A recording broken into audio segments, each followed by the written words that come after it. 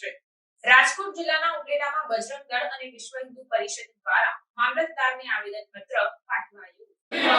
જય શ્રી રામ, જય શ્રી રામ। જમ્મુ કાશ્મીરમાં આતંકી હુમલાઓ થઈ રહ્યા હોય, શ્રદ્ધાળુઓ અને આપણા સૈનિકોને જાનમાલનું નુકસાન થઈ રહ્યું હોય ત્યારે આ આતંકી હુમલાઓને ઠેર ઠેર વખોડી કાઢવામાં આવી રહ્યા હોય અને આતંકવાદના હુમલાઓ હવે ન થાય। गोली मारो आतंकवाद को गोली मारो, खत्म करो आतंकवाद को खत्म करो, वंदे मातरम, भारत माता की जय वगैरह जेवा सूत्रोच्चार पण करवामां આવ્યા હતા અને આતંકવાદીઓને કડકમાં કડક સજા આપવામાં આવે તેવી માંગ સાથે બજરંગ દળ અને વિશ્વ હિન્દુ પરિષદ તથા હિન્દુ સંગઠનો મોટી સંખ્યામાં એકત્રિત થઈને ઉપલેટા મામલતદારને આવેદનપત્ર આપવા માટે પહોંચ્યા હતા। રમેશભાઈ રામચંદાણી, વિશ્વ હિન્દુ પરિષદ ઉપલેટા। રમેશભાઈ, આજે જે આવેદનપત્ર આપ્યું શા માટે ને કઈ બાબત? ગત 9 જૂન જમ્મુ કાશ્મીરની અંદર કટરાથી લઈને શિવખેડી જે યાત્રાળુઓની બસ જઈ રહી હતી તેમાં આતંકવાદી દ્વારા કાતિલાનો હુમલો કરવામાં આવ્યો હતો અને 10 શ્રદ્ધાળુઓના કરુણ મૃત્યુ થયા હતા।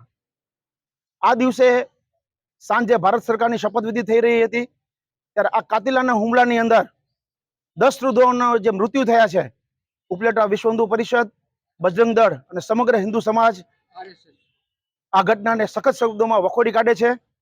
અમારી ભારત સરકારને અપીલ છે કે સુરક્ષા બળોને વધારેમાં વધારે પાવર આપી અને આતંકવાદને જડમૂળથી નાબૂદ કરવામાં આવે। શૈલેષ બારૈયા, ઉપલેટા વિશ્વ હિન્દુ પરિષદ બજરંગ દળ પ્રખંડ, આજરોજ ઉપલેટા મામલતદાર કચેરી ખાતે વિશ્વ હિન્દુ પરિષદ બજરંગ દળ ઉપલેટા પ્રખંડ દ્વારા જે જમ્મુ કાશ્મીરની અંદર યાત્રાળુઓ ઉપર આતંકવાદીઓ દ્વારા જે હુમલો કરવામાં આવ્યો હતો જેના અનુસંધાને ઉપલેટા વિશ્વ હિન્દુ પરિષદ, બજરંગ દળ તેમજ ઉપલેટા શહેરના વિવિધ હિન્દુ સંગઠનો દ્વારા આજરોજ મામલતદારશ્રીને ઉદ્દેશીને આવેદનપત્ર આપવામાં આવ્યું છે અને ભારત સરકારના ગૃહ મંત્રાલયને અમો હિન્દુ સમાજ વતી માંગણી કરવામાં આવી છે કે આ આતંકવાદીઓ જે કોઈ હોય એમને કડકમાં કડક સજા કરી ભારતીય સૈન્યને છૂટો દોર આપવામાં આવે અને ફરીથી આવી કોઈ પણ પ્રકારની ઘટનાઓ ન બને તેના માટે કડકમાં કડક